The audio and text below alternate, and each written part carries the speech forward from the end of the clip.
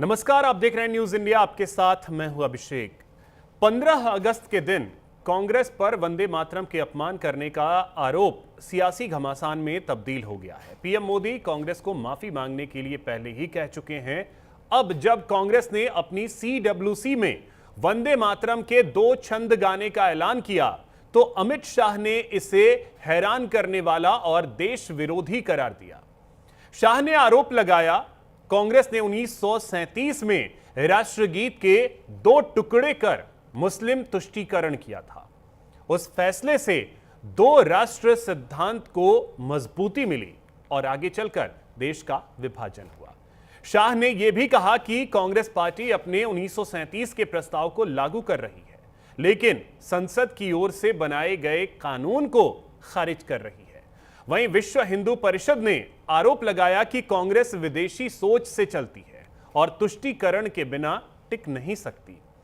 वहीं कांग्रेस ने BJP RSS पर पलटवार किया और कहा कि बीजेपी को कहना चाहता हूं कि आप अपने कार्यक्रमों में वंदे मातरम गवाइए, संघ के पद संचलन में तिरंगा लेकर चलिए, वंदे मातरम का गायन करवाइए, संघ का गीत बंद करो और वंदे मातरम का गायन होना चाहिए। ऐसे में सबसे बड़ा सवाल यह है कि जब राष्ट्रीय गीत वंदे मातरम के अपमान या इसके गायन में जानबूझकर बाधा डालने पर 3 साल तक जेल, जुर्माना या दोनों की सजा का प्रावधान है, तो क्या बीजेपी कांग्रेस को न्यायालय में घसीटेगी? वंदे मातरम के गीत के प्रागट्य के 150वें साल में नरेंद्र मोदी सरकार ने सुधार कर बंकिम बाबू की ये अमर कृति को पूरा गीत गाकर राष्ट्रीय एकात्मता को फिर से एक बार सुदृढ़ करने का प्रयास किया है और सभी सरकारी फंक्शंस में इसको पूर्ण रूपेण गाने का जो निर्णय किया है।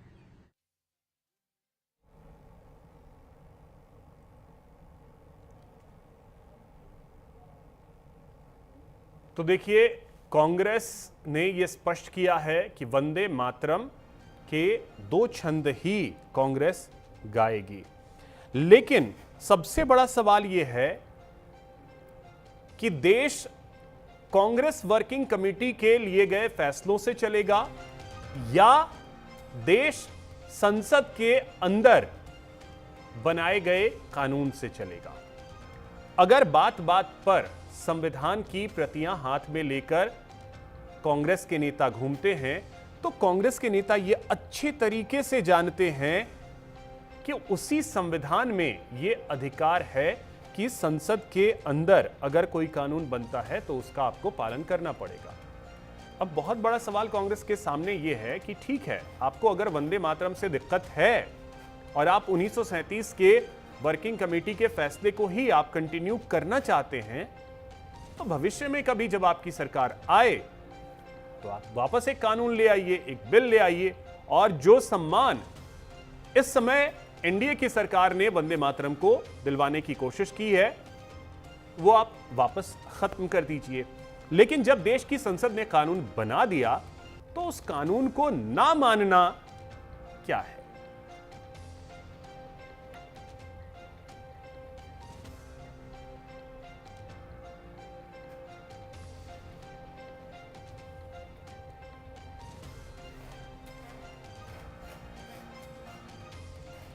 तो चलिए इसी पे चर्चा करेंगे। हमारे साथ एक बड़ा गेस्ट पैनल होगा। सबसे पहले परिचय करवाऊं, हमारे साथ अवधेश उपाध्याय जी हैं, प्रवक्ता हैं बीजेपी से, हमारे साथ जुड़ रहे हैं। अभिमन्यु त्यागी जी कुछ ही देर में हमारे साथ होंगे, कांग्रेस प्रवक्ता। रास बिहारी जी हैं हमारे साथ, वरिष्ठ पत्रकार हैं। रास बिहारी जी, बहुत स्वागत आपका। और कुछ ही देर में जाकिया खान जी हमारे साथ होंगी, राजनीतिक विश्लेषक के तौर पर हमारे साथ जुड़ेंगे। चर्चा की शुरुआत करते हैं और सबसे पहले रास बिहारी जी, आज मैं आपसे प्रतिक्रिया चाहूंगा कि CWC ने तो ये कर लिया कि हाँ ठीक है, हम 2 छंद ही गाएंगे, लेकिन अब बहुत बड़ा सवाल ये है कि क्या कांग्रेस वर्किंग कमेटी के लिए गए फैसलों से देश चलेगा या संसद के अंदर पास किए गए बिल और राष्ट्रपति के सिग्नेचर के बाद बने एक कानून से देश चलेगा? देखिए, देश तो संविधान से ही चलेगा। किसी पार्टी ने क्या फैसला किया उसके हिसाब से तो चलेगा। देश में किसी की भी सरकार हो, कोई भी पार्टी सरकार में हो, अगर संसद में कानून बनता है तो पूरे देश को उसका पालन करना। हम्म। चाहे अगर कांग्रेस की सरकार ने भी जो कानून बनाए उसका सभी देशवासियों ने पालन करना था और पालन करना ही था। अगर आपको देश में रहना है तो देश के संविधान और संविधान के अनुसार बनाए गए कानूनों के साथ रहना ही पड़ेगा।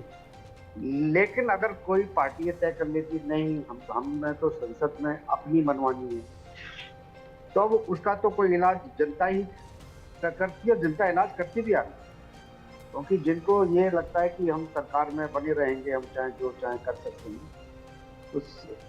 और अगर हम विपक्ष में हैं तो हम जो सरकार कहेगी वो नहीं करेंगे, उसके खिलाफ करेंगे, तो सब जनता उसका भी फैसला सुनाती रहती है।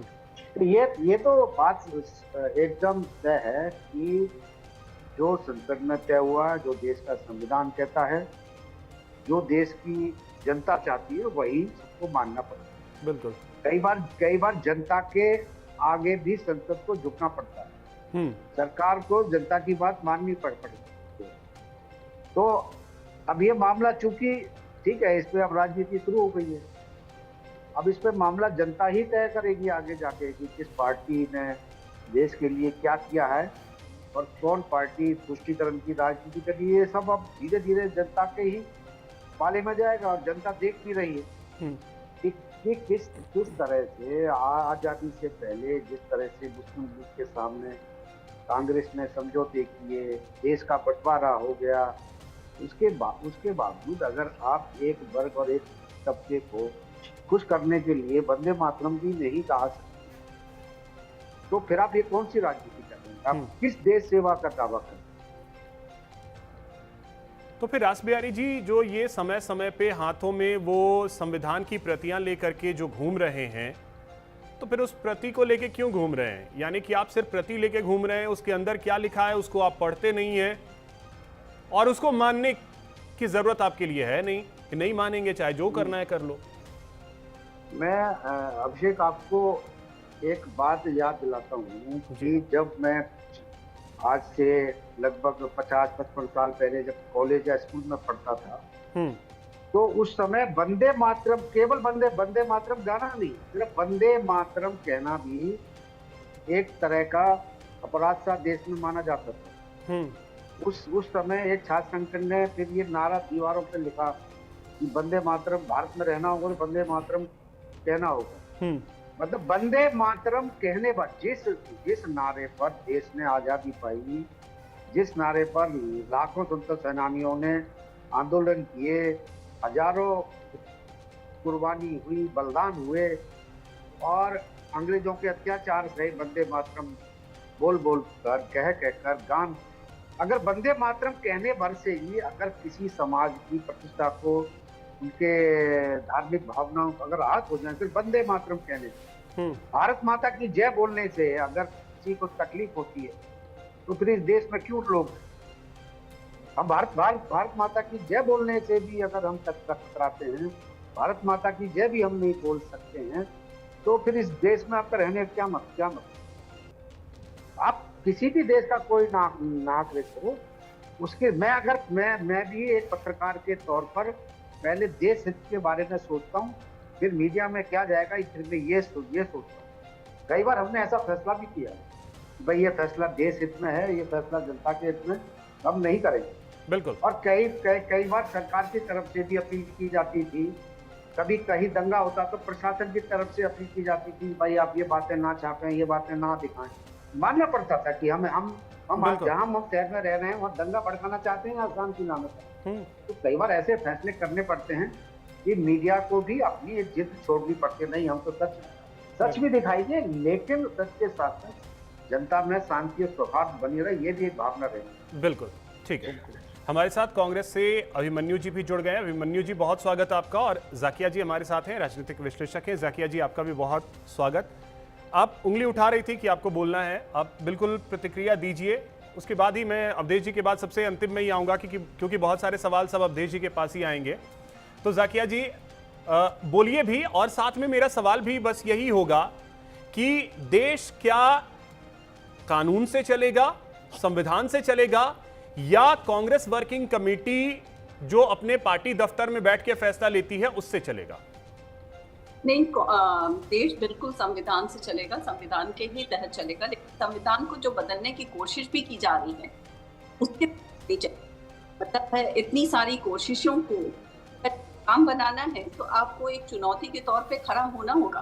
कोई भी पार्टी, कोई भी सेंट्रल गवर्निंग पार्टी तब तक की नहीं है जब तक लेफ्ट स्ट्रांग ना, क्योंकि लेफ्ट अगर सवाल करेगा तो चीजें बेहतरीन में आएगी, और लेफ्ट को चुप कराया जाएगा तो इसका मतलब है वहां पे काम की बात नहीं, वहां सिर्फ एक डिक्टेटरशिप की बात हो रही है। अब एक बात समझिए, जिस जज की बात हो रही है, जज का मतलब क्या होता है? जयकारणा करने का मतलब क्या होता है कि मतलब आप उसकी पूजा कर रहे हैं, ठीक है। आप जब जय भारत माता लगा देते हैं ना, वहां पे आपत्ति होती है। आप भारत जय बोलिए ना, बिल्कुल लोग बोलेंगे, क्यों नहीं बोलेंगे? भारत माता की जय, जब आप भारत को माता की दे देते हैं, एक सेकेंड, माता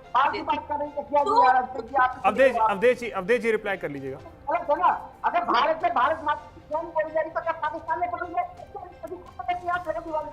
क्योंकि भारत की जय बोलिए, कोई प्रॉब्लम नहीं है। आप माता लगा रहे हैं उसमें प्रॉब्लम है, सुन लीजिए पहले। प्रॉब्लम है, आप लोग डिक्टेटरशिप करना चाहते हैं, यहीं पे छोटे से कैमरा के अंदर आ गया कि किस तरह से आप डिक्टेटरशिप कर रहे हैं। अवधेश जी रिप्लाई कर लीजिएगा, ठीक है। अवधेश जी रिप्लाई कर, लेकिन जाकिया जी मुझे ये अब थोड़ा सा ये चीज बताइएगा। अवधेश जी, माता हमारी खुद की पूजनीय नहीं, हम अपनी माता को नहीं पूजते, ठीक है। मतलब हम अपने माता पिता को पूजते नहीं है, हम उन्हें बहुत ज्यादा अहमियत देते हैं, उनके लिए जान दे सकते हैं, उनके लिए सब चीज कर सकते हैं, लेकिन उनको पूजा नहीं कर सकते। ठीक है, हाँ, मतलब आप जैसा आप कह रही हैं, इस्लाम धर्म में जैसा जो स्वीकार्य है बिल्कुल स्वीकार कीजिए, उसमें कौन मना कर रहा है। लेकिन मुझे एक चीज बताइएगा, वंदे मातरम से दिक्कत जो है वो दिक्कत क्या है? और दूसरी चीज ये कि अब ये संसद में पास होकर के कानून बन चुका है, ठीक है, तो क्या कानून इस देश का मानेंगे या नहीं मानेंगे? नहीं, आप एक बात बताइए, कानून बहुत सारी चीज बनती है, लेकिन जिस कानून में प्रॉब्लम होती है उसके ऊपर आवाज उठाई जाती है, उस पर फिर से सोच विचार होती है, उसको संरक्षा भी दी जाती है। कानून हमारे किसानों के ऊपर भी बनी गई थी, उसे वापस भी ली गई, ठीक है ना। ऐसा नहीं है कि कोई चीज परमानेंट होती है, अगर उसमें कुछ ऑब्जेक्शन उठ रही है, कोई वजह से उठ रही है, और अगर हम सही मानों में, जैसे कि अभी हमारे वरिष्ठ पत्रकार जी बोल रहे थे कि बहुत सारी चीजें हैं जो संतुलन बनाने के लिए उसे एक्सेप्ट कर लिया जाता है। बहुत सारी चीजें ऐसी हमारे वर्डिक्ट में भी आई है, जैसे आप बाबरी मस्जिद का ही केस ले लीजिए, उस टाइम के अयोध्या के वर्डिक्ट में भी इस तरह की संभावना को देखते हुए बहुत सारी चीजों का एक्शन लिया गया। तो एनीवे, मैं कह रही हूँ कि सारी संवेदना, सारी शीतलता सिर्फ एक पार्टिकुलर कम्युनिटी को दिखाने की बात क्यों होती है? इसमें कम्युनिटी की बात कैसे आई? क्योंकि आप देखिए 1896 में जब रविंद्रनाथ टैगोर जी ने पहली बार कांग्रेस के अधिवेशन में गायन किया था वंदे मातरम का, उसके बाद कंटिन्यू गाया जा रहा था। फिर अचानक से दिक्कत 1906 के बाद होने लगती है, फिर मुस्लिम लीग आता है, 37 में ये लोग कह देते हैं कि नहीं, 2 छंद पे अपना काम चला लिया जाए, ठीक है, 2 छंद पे काम चला लिया जाए। लेकिन उसी वंदे मातरम को पूरे 6 छंद गाते हुए अशफाक उल्लाह खान साहब, जो हम सब के लिए आदरणीय है, पूजनीय है, सम्माननीय है, बिल्कुल, उन्हें तो दिक्कत नहीं हुई, कभी दिक्कत नहीं हुई, पूरा गाया। और एक बात समझी, एक बात, यहाँ पे मेरे देश में कोई ऐसा बाहरी आ जाए और मेरी गीता को खुदा न खास्ता कुछ बोलेगा, तो मैं पहली होंगी जो गीता के लिए संरक्षण में सबसे पहले आगे आऊंगी, चाहे मुझे कुछ भी करना पड़े, ठीक है। लेकिन क्योंकि वहां बात बाहरी की है, वहां हमारे देश की बात है। देश अगर मुझे किसी से लड़ना हुआ तो मैं आगे बढ़ूंगी ना, लेकिन जब बात देश के अंदर की है तो उसी बाहरी से लड़ते हुए जवाहरलाल नेहरू जी को यह आभास हुआ कि यह मुस्लिम विरोधी है। उसी लड़ाई से, उसी विरोधी को लड़ाई लड़ते हुए जिसकी आप बात कर रही हैं, अचानक से जवाहरलाल नेहरू जी को ये मतलब आया कि ये इसमें हो सकता है मुसलमानों को कुछ दिक्कत हो सकती है। देखिए, मैं एक आपको बात बताती हूँ, यहाँ पे हमारे बीजेपी के प्रवक्ता बैठे हैं। बीजेपी नहीं मैम, मैं डायरेक्ट आपसे सवाल पूछ रहा हूँ और जवाब आपसे चाहूंगा। मैं आ रही हूँ। हमारे भी काफी अच्छे लोग हैं बीजेपी में और काफी अच्छी तरह से बात होती है। कई बार उनसे बात हुई कि इस तरह की प्रॉब्लम उठती है। उनका कहना है कि हमारी टीम में जितने मुस्लिम लोग हैं वो आपत्ति ही नहीं दिखाते हैं कि हमें कुछ पता चले कि इसमें आपत्ति है। समझ रहे हैं? तो उसी तरह से देश में जब मुस्लिम लीग ने इस चीज के ऊपर आपत्ति की, तब जाके उन्हें समझ में आया कि इसमें भी आपत्ति होती है, इसमें प्रॉब्लम होती है। आप इस चीजों को समझिए। नहीं मैम, तो उस समय देश आजाद तो हुआ नहीं था। अशफाक उल्लाह खान साहब को दिक्कत नहीं थी, जवाहरलाल नेहरू जी को दिक्कत हो गई। अशफाक उल्लाह साहब को दिक्कत इसलिए नहीं थी क्योंकि वो देश की आजादी के टाइम से लड़ रहे थे। उनको देश और नेहरू जी आजादी के लिए नहीं लड़ रहे थे, उसके महत्व को समझना था, उस पे बातें चल रही थी। मतलब नेहरू जी आजादी के लिए नहीं लड़ रहे थे, इसका मतलब फिर आ जाए और मेरे खुदा ना खास्ता गीता को कुछ खुदा ना खास्ता, देखिए मेरी इज्जत देने की तरीका, खुदा ना खास्ता मेरे गीता को कुछ कहेगा तो मैं सबसे पहले खड़ी होंगी। आपको एक एग्जांपल दे देती हूँ अपनी लाइव जिंदगी का। मालवीय नगर मैम, जब आप गीता पे आई हैं तो मैं एक शब्द में जवाब चाहूंगा। अगर देखिए, जैसे मैं धर्म से हिंदू हूं, सनातनी हूं, लेकिन अगर गीता और संविधान में अगर किसी एक को चुनना पड़ेगा तो मैं सीधे तौर पे संविधान को चुनूंगा। बिल्कुल, मतलब दोनों में अगर कहीं टकराव आता है तो वैसे ही क्या कुरान और संविधान में कोई टकराव आता है तो आप क्या चुनेंगे? देखिए, हमारी जिंदगी की बुनियाद मैम देखिए, नहीं जैसे मैंने कट टू कट बोला, संविधान, गीता पीछे। आप कह रहे हैं कि एक माँ और बाप के बीच में से एक को चुनना है तो वो तो फिर प्रायोरिटीज देखा जाएगा ना, और प्रायोरिटीज देखने वाला बच्चा तो फिर मतलब he is going on the wishes, जो विशेस। चलिए ठीक है जाकिया मैम, वो तो फिर चीज ही चलिए अब अभिमन्यु जी के पास जा रहा हूं। अब अभिमन्यु जी, देश संविधान से चलेगा और संसद से पारित कानून के हिसाब से चलेगा, या आपने सीडब्ल्यूसी में बैठ करके डिसाइड कर लिया कि हमें 2 छंद ही गाना है? अगर आपको 2 छंद ही गाना था तो आप संसद के अंदर यह बिल पास नहीं होने देते, क्योंकि आप बार बार ये कह रहे हैं कि सरकार तो झुकी हुई है, हमने घुटनों पर ला दिया, बिल पास करने से रोक देते। अभिषेक जी, आपको और पैनल में मौजूद सभी लोगों को नमस्कार, जय हिंद, वंदे मातरम। देखिए अभिषेक जी, वंदे मातरम को लेकर कांग्रेस की कभी मनमानी नहीं रही। गुरुदेव रविन्द्रनाथ टैगोर जी का यह साहित्यिक निर्णय। कलकत्ता में अधिवेशन में 6 लोगों की कमेटी, जो हमारे 6 नेता थे, जिसमें खुद महात्मा गांधी जी, पंडित जवाहरलाल नेहरू जी, सुभाष चंद्र बोस जी, सरदार पटेल जी, मौलाना आजाद जी और राजेंद्र प्रसाद जी थे। यह उनका निर्णय था और इस निर्णय को हमने राष्ट्रगीत की जो बात है तो राष्ट्रगीत का ही निर्णय, ये तो हो गई पहली। दूसरी बात, मैं ये बात बड़ी जिम्मेदारी के साथ कहना चाहता हूँ कि इनके जो जनसंघ की स्थापना करने वाले श्यामा प्रसाद मुखर्जी हैं, उन्होंने 1941 में मंत्रिमंडल में शामिल थे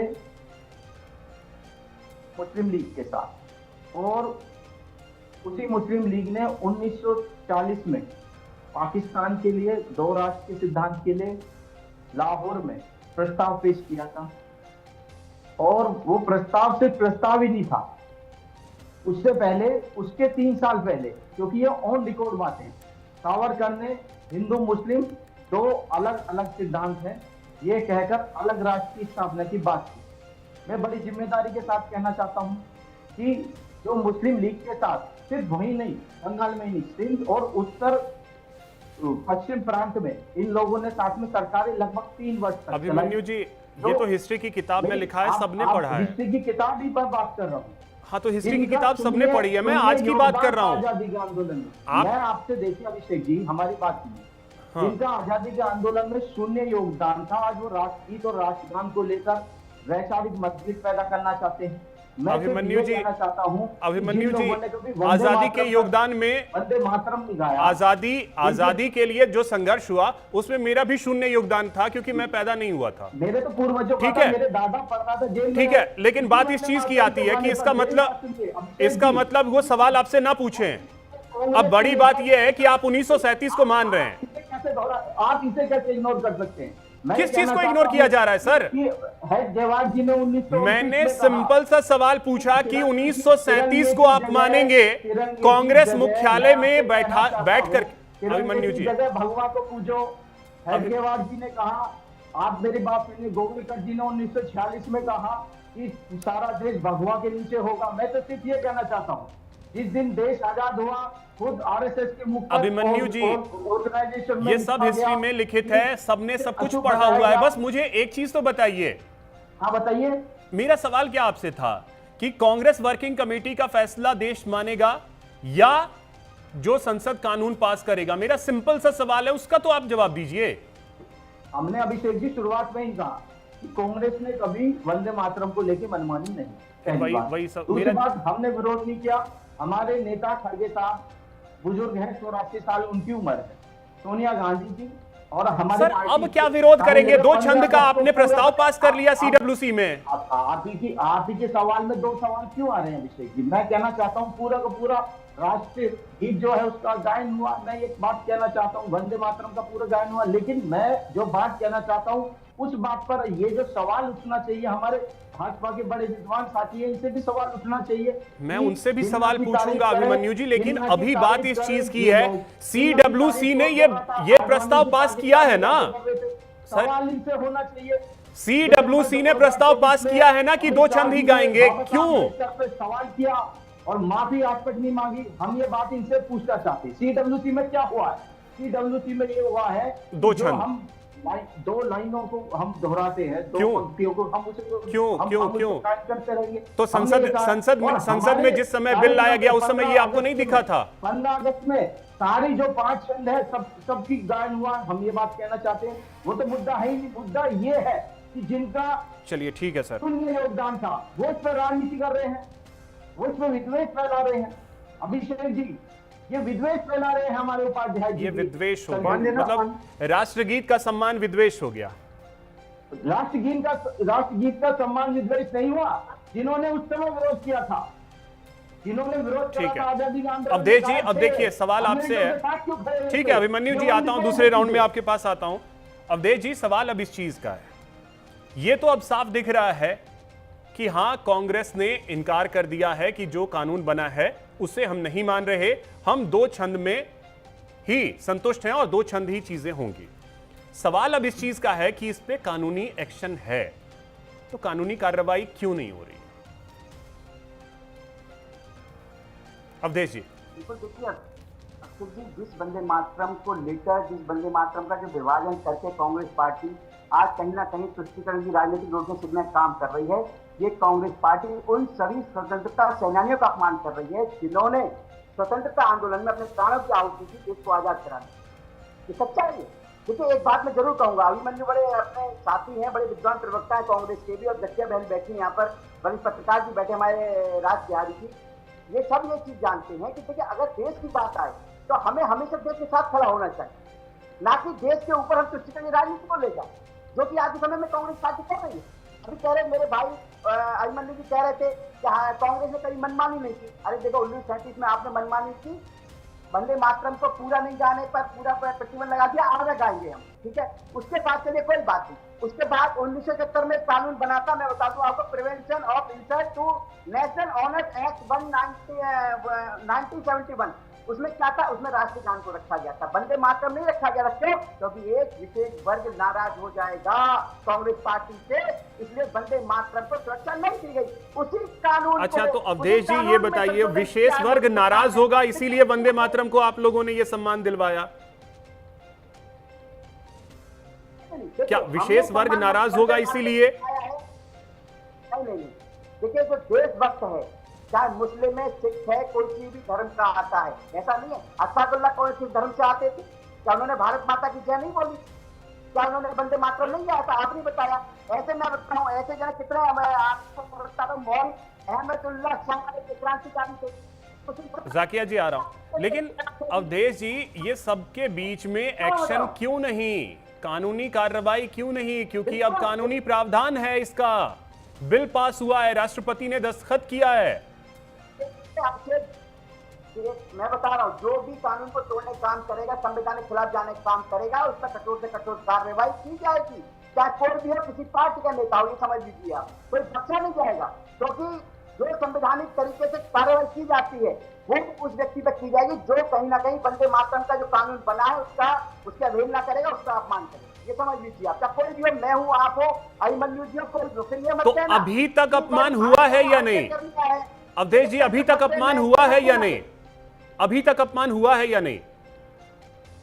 देखिए, अपमान क्या अपमान, आप ये जो अभी 15 अगस्त पे जो था, दुनिया 80वां स्वतंत्रता दिवस मना रही थी देश में, लेकिन वहीं कांग्रेस कार्यालय में क्या हो रहा है, मातरम जब बाहर जा ये कह रहे थे अभिमन्यु जी कि नहीं हमारे जो बुजुर्ग है राष्ट्रीय अध्यक्ष है, तो सर सोनिया जी वहां रोकने का भी प्रयास कर रही थी। खरगे जी के प्रोग्राम गोवा में 2 छंद गाया गया, कांग्रेस ने CWC में 2 छंद का प्रस्ताव पास कर दिया।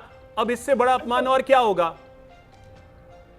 बिल्कुल, देखिए, कोई भी, मैं बता रहा हूँ अभिषेक जी, वंदे मातरम का जो कानून बना हुआ है उसके खिलाफ कोई जाएगा तो उससे कार्रवाई कार्रवाई की जाएगी। इस बात ध्यान रखिएगा, तो मत कहना कि लोकतंत्र खतरे में आ गया है, संविधान खतरे में आ गया है, क्योंकि संविधान और लोकतंत्र खतरे में डालने वाला कोई हक नहीं है। कांग्रेस पार्टी की सरकार, देखिए, समय पर संविधान में संशोधन किए गए। एक बार बताइए, अभिमन्यु जी आ रहा लेकर आया था भाई, किसके लिए लाया गया था? भर्ती एक्ट 1991 किसके लिए लाया गया था? कौन था? किसकी मर्जी से लाया गया था? बताओ अभिमन्यु जी। अपनी मनमानी का तुम करते थे भाई, देश को बांटने का काम आपने किया, देश को तोड़ने का काम आपने किया, देश के भाईचारे को तोड़ने का काम आपने किया। आपने किया क्या? आपने तो अंग्रेजों की राजनीति अपनाई, वोट डालो, राजनीति करो। अभी अभिषेक भाईचारे तो तुम्हारा क्या योगदान आ जाती है? अरे भाई, कांग्रेस का योगदान रहा है, आ जाती है इनकी फांसी को समय से पहले दिलाने का काम भी कांग्रेस पार्टी के नेताओं को रहा है। कौन कहता है इस बात को? देश जान चुका है अभिमन्यु जी, आप कुछ भी कर लें, कितना भी गुमराह कर लें, देश की जनता आपके ठीक है अवधेश जी, 10 सेकंड में रिप्लाई कीजिए अभिमन्यु जी, फिर रास बिहारी जी के पास जाता हूं। अभिषेक जी, हमारे जो साथी हैं अब ये अभी तक ये नहीं कह पाए कि कांग्रेस ने क्या कोई जुर्म किया है, कोई कानून तोड़ा है, क्योंकि ऐसा कहीं कुछ नहीं हुआ। इन लोगों ने साजिश करके हमको बदनाम करने के लिए इन्होंने थाने पर एप्लीकेशन दी है और एक भी जगह FIR दर्ज नहीं, क्योंकि उसके वीडियो साक्ष्य मौजूद है। ये लोग तो बदनाम करते हैं सिर्फ। आज ये कर क्या रहे हैं आखिरकार 70 सालों से? बदनाम ही तो कर रहे हैं। मैं ये कहना चाहता हूँ बड़ी जिम्मेदारी के साथ फिर से, फजलुल हक के मंत्रिमंडल में श्यामा प्रसाद मुखर्जी वित्त मंत्री थे। इन्होंने ही पाकिस्तान की स्थापना की दौरा सिद्धांत के लिए 1940 में लाहौर अधिवेशन में प्रस्ताव पास किया। अगर आप मान लीजिए, क्यों झूठ बोल रहे हैं? 2005 में इनके नेता अडवाणी जी ने जिन्ना की तारीफ करी, इनकी नहीं कोई झूठ। आप बताइए ना, जो पूरी आपके पास सामने आती है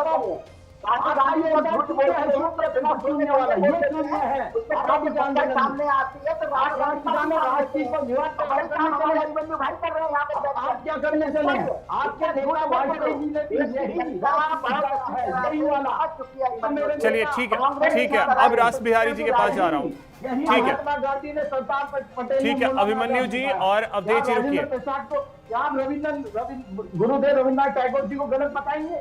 अभिमन्यु जी समस्या, अरे सर अब मुझे एक चीज, अवधेश जी जरा सा रुक जाइएगा, अभिमन्यु जी जरा सा मुझे बस ये बता दीजिएगा, आप बार बार ये कह रहे हैं कि गुरुदेव रविन्द्रनाथ टैगोर जी को ये लोग गलत बताएंगे। रविन्द्रनाथ टैगोर जी को गलत कौन बता रहा है?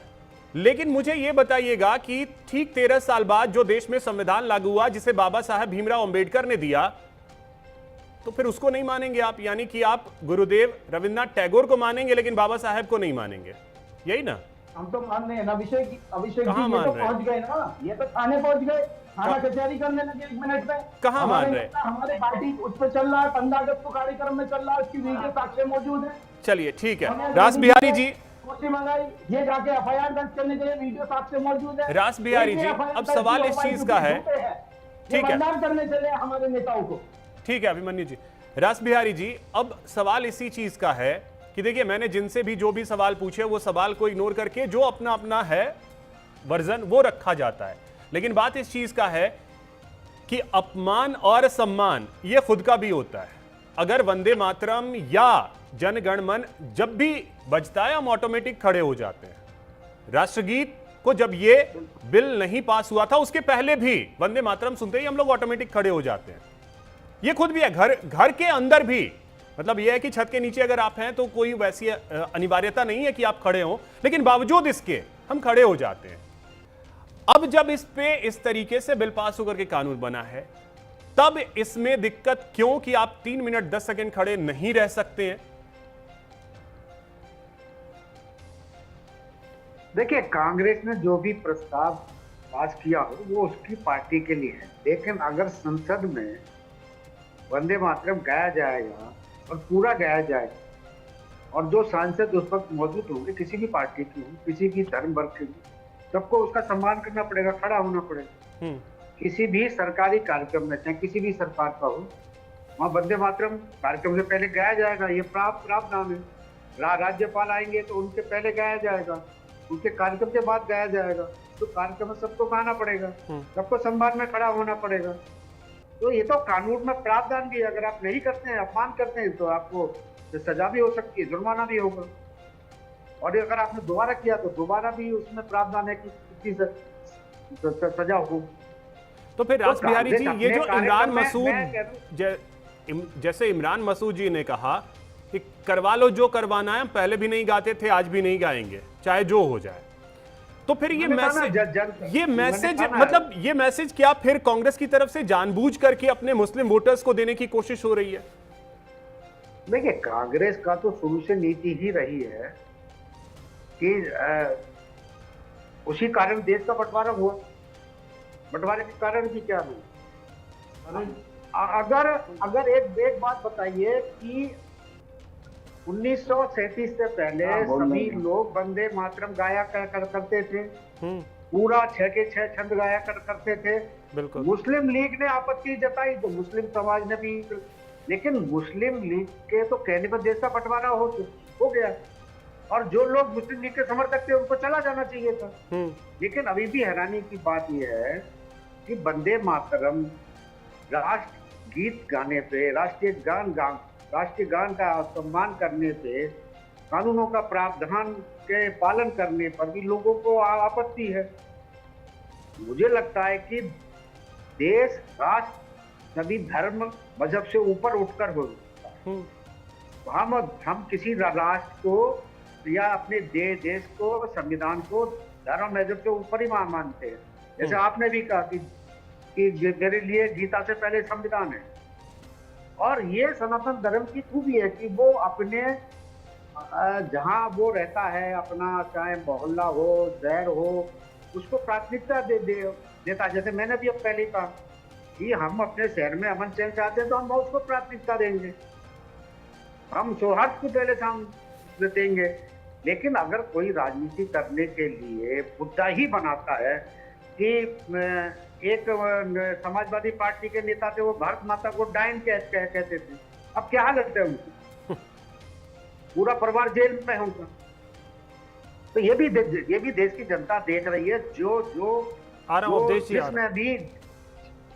जिसने भी देश के राष्ट्रीय गीत का, राष्ट्रीय गान का या संविधान का अपमान किया है, जनता ने उसको क्या रास्ता दिखाया है, ये जनता ही तय कर देती है। बिल्कुल। या ये राजनीतिक लड़ाई तो अपनी एक अलग जगह चलती ही रहेगी, लेकिन देश की जनता भी तो देख रही है किसके साथ क्या करनी है।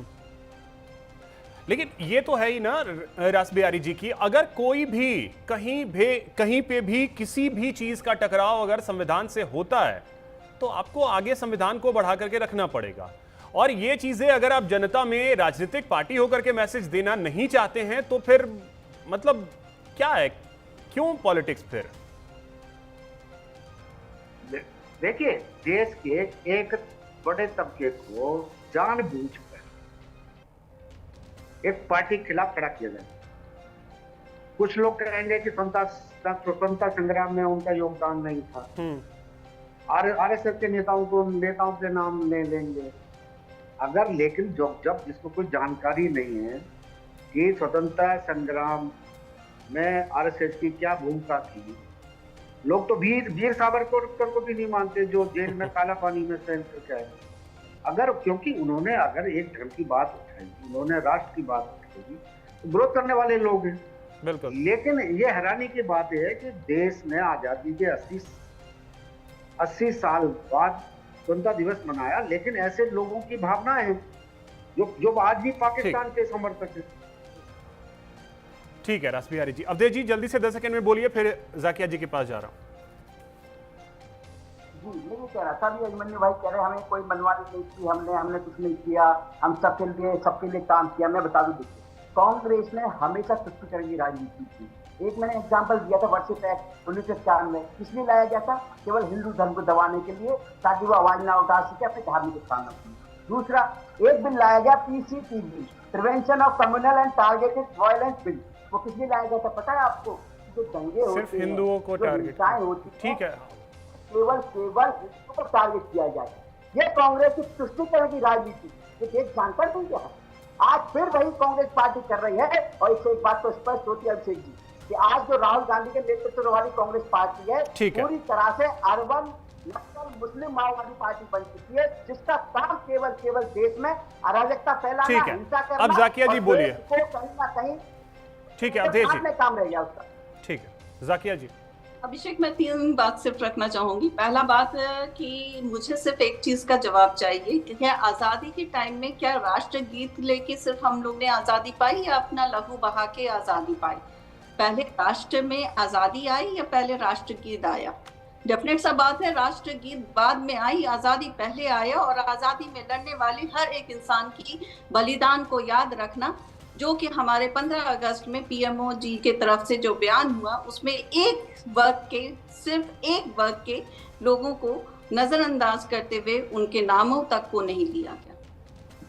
ठीक है, तो बहुत सारी चीजें हैं जो आहत करती हैं, क्योंकि आप जब एक PMO के पोस्ट पे हैं, आप राष्ट्र की बात कर रहे हैं, तो सभी उसमें है। यहाँ पे बैठ के कोई हमें नहीं बता सकता कि कौन पाकिस्तान वाला है और कौन हिंदुस्तान वाला है। ये हमारे जो पूर्वज जिन्होंने खून दिया है ना, उनके खून का हिसाब निकालना होगा, जो कि मुमकिन नहीं है। और मेरे ख्याल से अगर निकलेगा तो उसमें शायद बहुत सारी चीजें ऐसी निकले जो हमारे तबकों को शायद ज्यादा रखें। क्योंकि कहीं ना कहीं आप इंडिया गेट की एग्जांपल ले लीजिए, चाहे कहीं और के ले लीजिए, तो यहाँ बैठ के टीवी चैनल पे ये बोल देना कि पाकिस्तान जाने वाले और पाकिस्तान की सोच रखने वाले, बहुत ही अफसोसनाक बात है। लेकिन जाकिया जी देखिए जो वो हम कहते हैं ना कि यहाँ हर किसी का खून शामिल है यहाँ की मिट्टी में। देखिए जाकिया जी,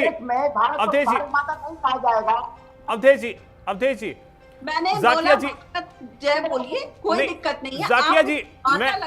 जाकिया जी मैं सिंपल सा सवाल आपसे पूछा। जाकिया जी सिंपल सा ये कह रहा हूं,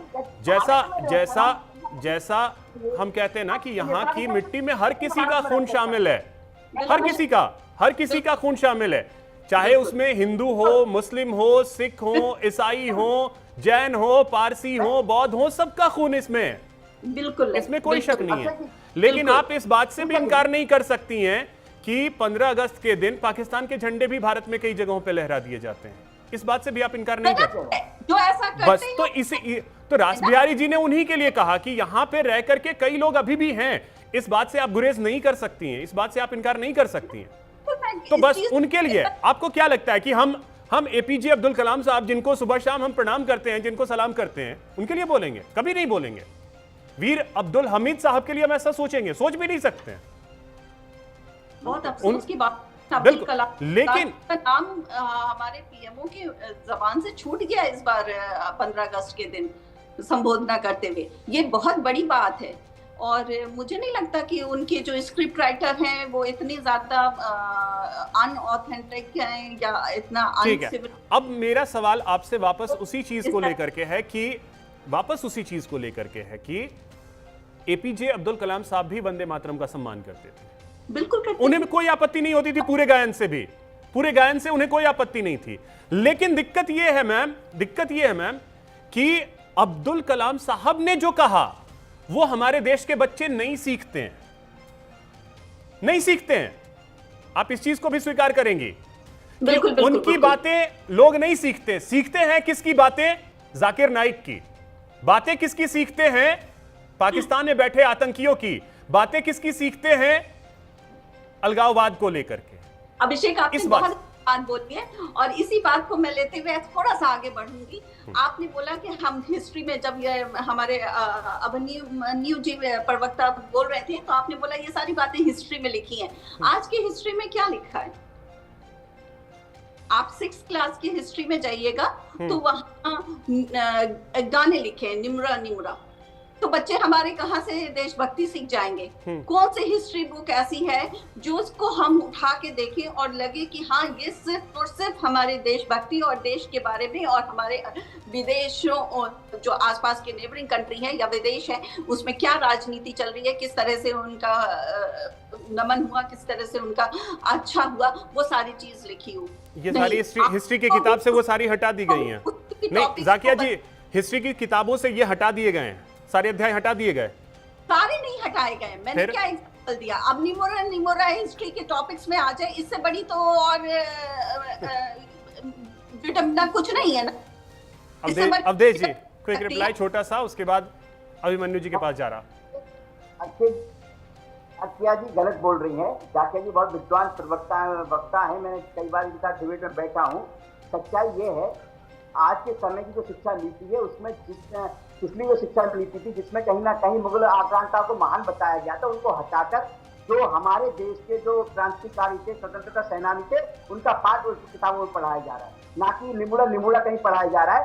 बच्चों को पूरी तरह से राष्ट्रभक्ति सिखाई जा रही है, जो हमारे क्रांतिकारी थे उनके बारे में पढ़ाया जा रहा है। ये सच्चाई है। और मैं एक बात और बता दूं, किसी भी ठीक है, मैं बुक का नाम बता रही हूँ, क्लास की हिस्ट्री का अपमान करेगा, वो खुद जा सकता है, देश को कोई रोकेगा नहीं। 6th क्लास की बुक है, 6th क्लास की बुक है। समझिए, बोलनी पड़े, वंदे मातरम बोलना पड़ेगा आपको, कानून बना है उसकी। वंदे मातरम गाने चलेगा, राष्ट्रगान गाना पड़ेगा, भारतीय संविधान का सम्मान करना पड़ेगा। यहाँ फर्जी कानून नहीं चलेगा, यहाँ गांधी परिवार का कानून नहीं चलेगा, ये समझ लीजिए। यहाँ भारत का संविधान चलेगा, भारत का कानून चलेगा। जिसको मानना है वो आराम से रहे, जिसको नहीं मानना है जहाँ चाहे वहाँ चला जाए, कोई दिक्कत किसी को नहीं है। हम तो कह रहे हैं कि बहरहाल जाकिया जी, आप किस बोर्ड की बात कर रही हैं, उस बोर्ड के बारे में तो मुझे भी जानकारी नहीं है। बहरहाल ठीक है, अभिमन्यु जी मनवाने के लिए तैयार बैठे हैं, आप वो सारी चीज भी तो कर लीजिए। चलिए ठीक है, हम तुम्हारे बच्चिया बहन चिंता ना कीजिए, आप देशभक्त रहेंगी तो आप देश में रहेंगे, मस्त रहो, कोई दिक्कत नहीं है। लेकिन देश का विरोध करेंगे, देश का अपमान करेंगे, भारत का अपमान करेंगे, कौन करेगा? ये आप डिसाइड करेंगे? नहीं, ये डिसाइड कौन करेगा? जाकिया जी, अवधेश जी, ये जाकिया कौन है? जाकिया जी और अवधेश जी, ये डिसाइड कोई नहीं करता, ये आपकी अंतरात्मा करती है, अपनी अंतरात्मा करती है, और कोई नहीं करता है। कोई किसी को किसी चीज का सर्टिफिकेट नहीं दे सकता, और कोई किसी को की देशभक्ति को लेकर के उसको जज नहीं कर सकता, वो अंतरात्मा करती है। जैसा मैंने कहा कि जैसे ही जन गण मन सुनते हैं हम खुद खड़े हो जाते हैं, जैसे ही वंदे मातरम सुनते हैं हम खुद खड़े हो जाते हैं, हमारे मुंह से वो निकलता है, इनकलाब जिंदाबाद, भारत माता की जय, ये खुद निकलता है, और इसमें किसी को कोई सर्टिफिकेट नहीं दे सकता। अभिमन्यु जी, बात अब इसी चीज की आती है कि सम्मान और अपमान ये तो अपने अंदर की चीज है, ठीक है, उस पर एक कानून है और वो कानून सबको मानना पड़ेगा। कानून आपके लिए बाध्यता हो सकता है, लेकिन ये सम्मान राष्ट्र के प्रति ये तो खुद से आता है। और क्या कांग्रेस को ये नहीं लग रहा है कि आपको जब संसद के अंदर थे 3 मिनट 10 सेकंड आपको खड़ा रहना पड़ा, आगे भी जब संसद के अंदर होगा आपको खड़ा रहना पड़ेगा, आप नहीं बैठेंगे, लेकिन बाहर आप ये दिखाने की कोशिश कर रहे हैं कि नहीं हम इसके विरोधी हैं, क्यों? अभिषेक जी, सबसे पहले मैं ये कहना चाहूंगा कि हमारे साथी जो है उपाध्याय जी और साथ में सीनियर हमारे साथी हैं राज बिहारी जी, इन्होंने जो बातें करी है ऐतिहासिक तौर पर, एक बात ये कहा कि कांग्रेस ने देश का बंटवारा करा, मैं ये बात कहना चाहता हूँ बड़ी जिम्मेदारी के साथ कि ये ऐतिहासिक प्रमाण है कि किसने सबसे पहले देश बंटवारे की बात की। सावरकर का नाम है, सब लोग जानते हैं, फजलुल हक का नाम है, और ये लोग उनके साथ सरकार में शामिल थे। अब मैं दूसरी बात पे आ जाता हूँ। अच्छा, सावरकर ने देश का बंटवारा किया था, वीर सावरकर ने मांग की थी 1933 में। अब आप फिर से वही बात करने लगे। नहीं, मतलब सवाल आप पूछने रहे हैं। हो सकता है मेरी इतिहास की नॉलेज कमजोर हो, मतलब मेरी इतिहास की नॉलेज कमजोर हो। आपने 1940 में लाहौर में मांग की थी। मैं बात कहना चाहता हूँ,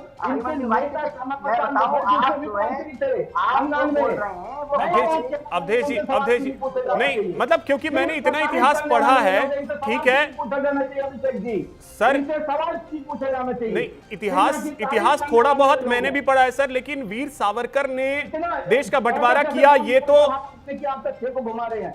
ऐसा ही तो बिल्कुल स्थिति स्पष्ट है। ऐसा गोलमोल क्यों जवाब दे रहे हैं आप अभिषेक जी? इससे गोलमोल कहां, मैं सीधा सवाल पूछ रहा हूं आपसे। आजादी के आंदोलन में इन लोग कहां थे? कितनी बार वंदे मातरम बोला इन्होंने? इनसे पूछा जाना चाहिए कितने लोग इनके जेल गए, कितने लोग अंग्रेजों के साथ थे, कितने लोग मुखबिरी कर रहे थे। इनसे सवाल में कांग्रेस का कौन नाम बता दो आप। मैं ये बात कहना चाहता हूं, एक बड़ा अवधेश जी एक सेकंड, एक बड़ा अभिमन्यु जी, आप लोग वीर सावरकर को लेकर के बार बार बोलते रहते हैं। वीर सावरकर को लेकर के काम चल रहे हैं, उन्होंने वंदे मातरम गाया, उनको हंटर पकड़े हैं। अभिमन्यु जी कहां थे? वीर सावरकर को लेकर के सर सुनिए योगदान था, और अब ये विवाद पैदा करने चले हैं। आप ये कहते हैं कांग्रेस के कितने नेताओं को काला पानी की सजा हुई थी? अभी आप वहां पहुंच गए जब आपको इतना ही नहीं पता स्वतंत्रता सेनानियों क्रांतिकारी में फर्क क्या है। हम तो ये बात कहना चाहते हैं अभिषेक जी कि एक सवाल मेरी, आप वीर सावरकर को हमेशा ये सर अभिमन्यु जी देखिए, हर आजादी के पहले की परिस्थितियां क्या थी वो वही लोग जानते हैं, वो हम आप जज नहीं कर सकते। लेकिन मैं माफी के साथ कहूंगा कि जितनी बड़ी और भयानक सजा वीर सावरकर को मिली उतनी शायद ही किसी को मिली होगी। तो वीर सावरकर और उन्हीं को लेकर के किसी और की बात मत सुनिए आप। इंदिरा गांधी जी, स्वर्गीय इंदिरा गांधी जी ने वीर सावरकर को लेकर क्या कहा है, आप सुन लीजिए। कुछ नहीं करेंगे। अगर आज की भी बात है तो राजनीति क्यों कर रहे हैं? मेरा ये सवाल है इनसे। आप ऐसी गंदी राजनीति क्यों कर रहे हैं? क्या कांग्रेस ने विरोध किया? आपने जाके थाने पे एक 84 वर्षीय हमारे अभिमन्यु जी, मैं वो पूछ ही नहीं रहा।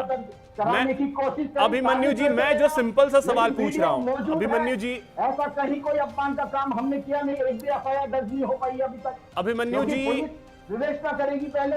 मेरा सिंपल सा सवाल था, संसद के अंदर जब वंदे मातरम का गायन हुआ सत्र के आखिरी दिन, सभी लोग 3 मिनट 10 सेकंड तक खड़े रहे ना? आगे होगा, आगे भी खड़े रहेंगे ना? मैंने कहा हम लोग कहीं विरोध में तो फिर ये पार्टी की मीटिंग में 2 छंद गाएंगे, 2 छंद ही गाएंगे, ये किसको संदेश देना चाह रहे हैं? 90 साल से गा रहे हैं, हम अपनी तरफ से वो छंद गाएंगे। क्यों सर 2 छंद क्यों? 6 छंद से क्या दिक्कत है आपको? 6 छंद से आपको क्या दिक्कत है? ये जाके झूठी एफआईआर दर्ज कराने, यही तो। अरे एफआईआर को छोड़िए, एफआईआर दर्ज होना हो, आप मुझे ये बताइए ना 6 छंद से आपको क्या दिक्कत है? 6 छंद का गायन रविंद्रनाथ टैगोर जी ने ही किया था, किसी दूसरे ने नहीं किया था। भी गलत है क्या? आप ये बता दीजिए। सिर्फ महात्मा गांधी, पंडित जवाहरलाल नेहरू, सुभाष चंद्र बोस भी गलत है क्या? राजेंद्र प्रसाद जी भी गलत है क्या? कोई गलत नहीं थे सर, मैं किनको गलत कह रहा हूं? लेकिन 1950 में एक संविधान भी बना था। तो आप मुझे ये बता दीजिए कि अगर गांधी जी सही थे, अगर नेहरू जी सही थे, अगर सुभाष चंद्र बोस सही थे, तो क्या 1950 में बाबा साहब अंबेडकर गलत थे? पूरे जो 5 छंद है वो गाए गए। हम लोग, हमारे नेता अभिमन्यु जी, महात्मा गांधी जी सही थे, ठीक है। अभिमन्यु जी मुझे ये बस बता दीजिए ना, मैं ये कहना चाहता हूं, आप सुन ही नहीं रहे, सुनना ही नहीं चाहते हैं। इनकी नियत में खोट है। अभिमन्यु जी मुझे बस ये बता दीजिए ना, महात्मा गांधी जी सही थे, नेहरू जी सही थे, राजेंद्र प्रसाद जी सही थे, टैगोर साहब सही थे, सब कोई सही थे। तो क्या 1950 में बाबा साहब अंबेडकर गलत थे जो इन्होंने ये संविधान बना दिया? मैं ये अच्छा आपने याद दिला दिया। 17 दिसंबर 2024 में अमित शाह जी ने बाबा साहब अंबेडकर का सदन में अपमान किया। सारे सदन ने कहा माफी मांगे, आज तक माफी नहीं मांगी, वो माफी चढ़ी हुई है उनके ऊपर। अब मेरा सवाल कुछ और रहेगा, आप लेकर के कुछ और जाएंगे, यही तो दिक्कत है, हमारे भाई हैं, यही दिक्कत है। मैं सवाल कुछ और पूछ रहा हूं, आप लेके कहीं और जा रहे हैं। मैं तो ये कहना चाहता हूं, दलित विरोधी कौन है सब लोग जानते हैं। हम तो सबसे करते हैं। मतलब आजादी इस देश को सिर्फ कांग्रेस ने दिलवाई, मतलब आजादी इस कांग्रेस को सिर्फ कांग्रेस ने दिलवाई, तो मतलब यही है ना, आजादी में सिर्फ और सिर्फ कांग्रेस का योगदान है, बाकी किसी का योगदान नहीं है। उसके बाद देश के विकास में सिर्फ कांग्रेस का योगदान है, बाकी किसी का योगदान नहीं है। मतलब सब कुछ कांग्रेस ने किया है, बाकी किसी ने कुछ नहीं किया है, देश की जनता ने कुछ नहीं किया। भगत सिंह ने, चंद्रशेखर आजाद ने यूं ही गोलियां खा ली, यूं ही फांसी के फंदे पर लटक गए, यूं ही। गजब हाल है। ठीक है रास बिहारी जी, सबका योगदान है सर, आप हेडगेवार साहब के योगदान को नहीं नकार सकते, सबका योगदान है। आप बार बार वीर सावरकर को लेकर के बोलते हैं, आप बताइए कि सावरकर के आगे वीर क्यों लगाते हैं आप लोग? पूरा हिंदुस्तान वीर क्यों लगाता है, बता दीजिए वही। और इंदिरा गांधी जी ने फिर डाक टिकट क्यों जारी किया? रास बिहारी जी, अभी थोड़ी देर पहले कांग्रेस को जिम्मेदार बताया, हमें करना चाहते हैं। अभिमन्यु जी देखिए, इतिहास के पन्ने अगर खोलेंगे ना तो मैं फिर सारे इतिहास के पन्ने खोलना शुरू कर दूंगा, तो इतिहास के पन्नों में मत जाइए। इतिहास के पन्ने ना हर किसी के लिए दुखदाई ही होंगे, इतिहास के पन्ने हर किसी के लिए दुखदाई ही होंगे, ये हमेशा याद रखिए। इसीलिए मैं आज में रह करके चर्चा कर रहा था, इतिहास के पन्नों में मत जाइए। अभिमन्यु जी मुझे बस ये बता दीजिए, अभिमन्यु जी अब बहुत शॉर्ट सा सवाल, इंदिरा गांधी गलत थी, इंदिरा गांधी गलत थी, फिर वही चीज, तो इतिहास में जाएंगे तो हर पन्ने खोलिए ना। इंदिरा गांधी गलत थी जिन्होंने वीर सावरकर के लिए डाक टिकट जारी किया, आज गाली दे रहे हैं वीर सावरकर को, गजब हाल है। रास बिहारी जी, चलिए अभिमन्यु जी ठीक है, अभिमन्यु जी ठीक है। अब रास बिहारी जी, सवाल इसी चीज को लेकर के आता है, इतिहास के पन्नों में आप झांकते रहेंगे तो हाँ बहुत सारी चीजें हैं, और वो हर किसी के इतिहास के पन्ने जो हैं कहीं ना कहीं कुछ ना कुछ एक काला डॉट तो है ही, किसी का भी हो, सबका है। लेकिन वहां से जो अच्छी चीजें हैं उसको लीजिए और आगे बढ़िए, आगे बढ़ने में दिक्कत हो रही है। देखिए, अगर हम आजादी की लड़ाई में जाएंगे तो जो क्रांतिकारी थे, जैसे क्रांतिकारी संत सेनानी तो सब एक ही थे, बिल्कुल। जो क्रांतिकारी थे वो भी संत सेनानी थे। क्रांतिकारी हम उनको कहा जाते हैं जिन्होंने आजादी की लड़ाई में हिंसा का सारा, जिन्होंने बम विस्फोट किए, जिन्होंने अंग्रेजों पर हमले किए। और हम संत सेनानी को मानते हैं जिन्होंने सत्याग्रह किया, अनशन किए, धरने दिए। थोड़ा बस इतना ही अंतर है। गांधी जी एक गांधी जी के मार्ग पे चले, कुछ सुभाष चंद्र बोस के मार्ग पे चले, उन्होंने भी सेना बनाई, देश को आजाद कर सलामी, बिल्कुल। और कुछ लोग भगत सिंह के रास्ते पे चले, कुछ लोग चंद्रशेखर के रास्ते पे चले। लेकिन आजादी के आंदोलन में तो सबका ही साथ था, हम किसी भूमिका तो कम नहीं कर सकते। लेकिन देश में एक ऐसा भी समय आया जब क्रांतिकारियों को कोई स्थान नहीं दिया गया। हम बच्चे थे तो हम पढ़ते थे कि भगत सिंह की माँ कैसी हालत में रह रही है, चंद्रशेखर की बहन किस हालत में रह रही है, दूसरे क्रांतिकारी थे उनका परिवार किस हालत में है, भगवत के परिवार पत्नी चाय बेचती थी गाजियाबाद के स्टेशन पे। कितने क्रांतिकारी हैं, कितने क्रांतिकारियों के परिवार के जो संकट झेल रहे थे, सरकार ने क्या किया, कब जाके दिया। तो ये भी हमें सोचने की बात है कि कांग्रेस ने अपनी नीतियों के कारण या किसी डर से क्रांतिकारियों को पूरा सम्मान भी नहीं दिया। ये तो देश की जनता में एक जो भावना थी, देश की जनता ने तो किसी पार्टी, वर्ग, मजहब, धर्म तो सब दरकिनार करके ये पन्ने हैं, तो पन्ने ये भी है कि भगत सिंह जैसे शहीद को अंग्रेज आतंकवादी कहते थे और उस पे भी लोग चुप रहते थे। इतिहास का पन्ना तो ये भी है। कांग्रेस के नेताओं ने उनकी वकालत ना करने की सलाह दी थी कि कोई भी वकील उनके पक्ष में ना खड़ा हो, ये भी इतिहास में दर्ज है। बहरहाल, लेकिन वापस अगर गलत बात कर रहे, देखिए अच्छा किसने बोला था, अभिमन्यु जी बताइए तो, किसने बोला था देखिए हम एक बात भग- कहना भग- चाहते हैं, ये बात बिल्कुल तय है कि आप दो लोगों को जिनको लेके बैठे हैं, दो लोग भाजपा के यहाँ प्रवक्ता के तौर पर काम कर रहे हैं। सर मैं ऐतिहासिक बात कर रहा हूँ, निकोट बात कर रहा हूँ। देखिए, मैं अरे इतिहास- आपको कुछ जानकारी है नहीं, आप बात कर रहे हैं। मैं देखिए कांग्रेस इतिहास को के- तोड़ मरोड़ के बात कर रहा है। कांग्रेस अभिमन्यु भाई, अभिमन्यु भाई, अभिमन्यु भाई, ठीक है रास बिहारी जी, ठीक है अवधेश जी, ठीक है अभिमन्यु जी, अब मेरी एक छोटी सी बात सुन लीजिए बस। अभिमन्यु जी, अभिमन्यु जी, अभिमन्यु जी, अभिमन्यु जी, अभिमन्यु जी, आप बताइए। अभिमन्यु जी, मैं एक सिंपल सी बात, जितना योगदान कांग्रेस का है भारत की आजादी में, कोई इनकार नहीं करता कि कांग्रेस का योगदान है, लेकिन इस बात से भी कोई इनकार नहीं कर सकता है कि अवधेश जी के पूर्वजों का योगदान नहीं है, जाकिया जी के पूर्वजों का योगदान नहीं है, मेरे पूर्वजों का योगदान नहीं है, सबका, रास बिहारी जी के पूर्वजों का योगदान नहीं है। यही दिक्कत है, सबका योगदान है सर, सबका योगदान है। इस देश की मिट्टी में जो जन्म ले रहा है ना, उनके सारे पूर्वजों का है। यही दिक्कत है, आप स्वीकार ही नहीं करते। आपको सिर्फ लगता है कि कांग्रेस नहीं, इसमें जाकिया जी के पूर्वजों का भी खून है, आपके पूर्वजों का भी खून है, अवधेश जी के पूर्वजों का भी खून है, रास बिहारी जी के पूर्वजों का भी खून है, और मेरे पूर्वजों का भी खून है। अब इससे मेरे देशभक्ति पे सवाल उठा लिया जाए, या जाकिया जी के देशभक्ति पे सवाल उठा लिया जाए, या किसी के भक्ति पे सवाल उठा लिया जाए, वो गलत है। हर कोई इस देश में जो रहता है वो देशभक्त है, और किसी को किसी के सर्टिफिकेट की जरूरत नहीं है। लेकिन कुछ लोग, जैसा पीएम ने कहा, दिमागी नक्सली कुछ लोग हैं, तो वो हैं। हमारे साथी उपाध्याय जी ने और आपने अभिषेक जी इनसे सवाल नहीं पूछा, ये लोग कहां थे? सर मैंने पहला सवाल ये पूछा था कि अपमान अगर हुआ है तो कार्रवाई क्यों नहीं हो रही है?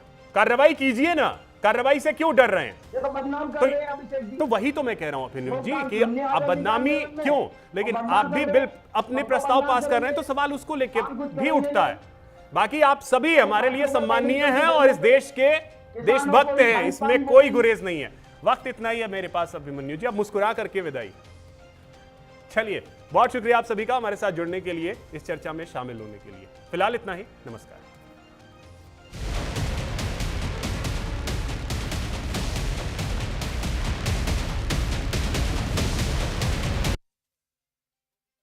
के विकास की रीढ़